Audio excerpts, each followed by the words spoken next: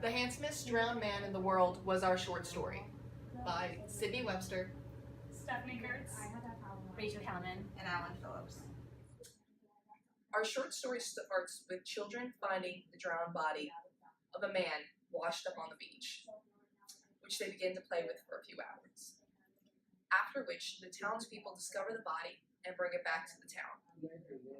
They all look upon each other and realize that he can't be one of their own because the town is so small. Then the townspeople decide that the men specifically, that they will go to different towns around the nearby area to discover if the body has been lost from any of the other towns. While they're gone, the women start to make clothing for Esteban and decorate him for a funeral. While the men are gone in the other towns, they start to imagine about Esteban and the life he could have led. They believe that he would have a beautiful wife and a wife that most people would envy, and that he would have had a great life in which he would have planted flowers all around the nearby area, which were missing from their town. After this, the women look upon the body and decide that he must be an Esteban, because that's the only name that could fit him. They also start to imagine further that his life also could have led to him being tormented by other people, because he would have been so large, it would have caused issues in others' houses. In fact, he wouldn't have sat on furniture in fear that he might have broken the furniture, and that people would have made fun of him when he left. When the men return from the other towns, they discover that none of the other towns had lost anyone, and they decide to have a funeral for him. The women mostly. For the men think it's kind of ridiculous, since for none of the other previous drowned men that they've had in the town did they ever hold a funeral. But then a cloth falls off of the drowned man's face, and they realize that he's handsome, and they also start to adore him.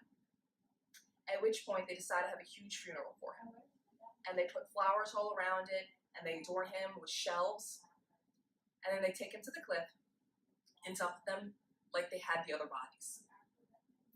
They then decide that they're going to build larger houses so that Esteban's spirit can live on within these houses because of how large he was, and plant flowers all within the town so that his spirit will have an acceptable place to live on in. And they imagine in the future that a cruise ship may pass by and admire how beautiful their town is with all the flowers and smell and think what a great place it would be to visit. As Sydney previously mentioned, the character Esteban was the dead man discovered on the beach by the children in a small village. He was adored by all the women in the town, so much so that they exclaimed, had he been a member of the town, his wife would have been the luckiest, happiest woman in town.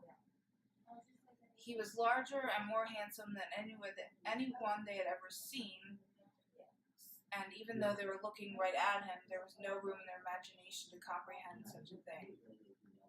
He had torn, tattered clothing, so they used bridal linens to clothe him so he could continue through his death with dignity, and he impacts the town despite being dead. Esteban was an African explorer who participated in the exploration of Southern America. In the 1500s, he was supposedly the first man born in Africa to set foot in America. And then he later became a legendary Latin American figure who was given a set of skills by the author of Crossing the Continent, which is Robert Goodwin.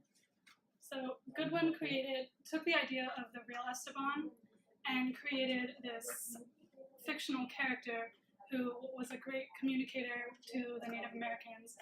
And this character was adorned by shells and feathers and bright clothing.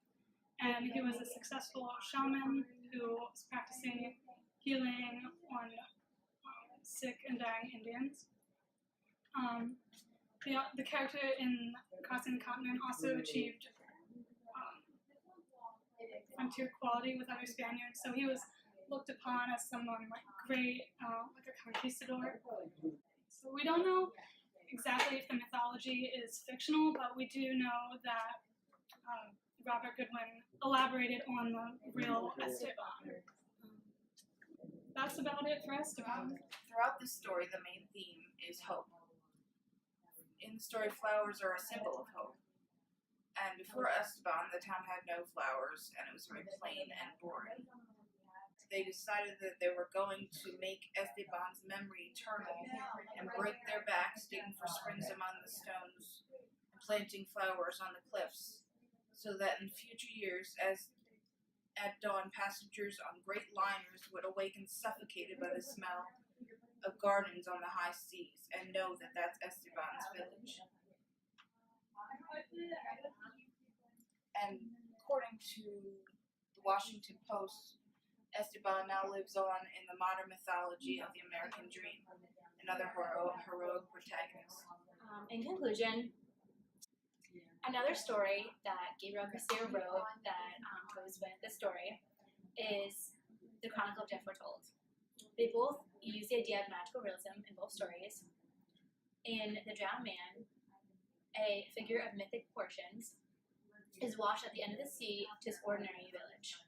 The townspeople are not fazed by a drowned person washing up. In fact, children play with the body, which is clearly not normal in society today. In Chronicle of Death Foretold, magical realism is used when Garcia Marquez describes the local brothel at Maria. Maria is a prostitute, and when reading the description of her house, it seems like a beautiful place and can be perceived as elegant to the reader, which, in fact, where we live in our society, brothels are not considered elegant or classy.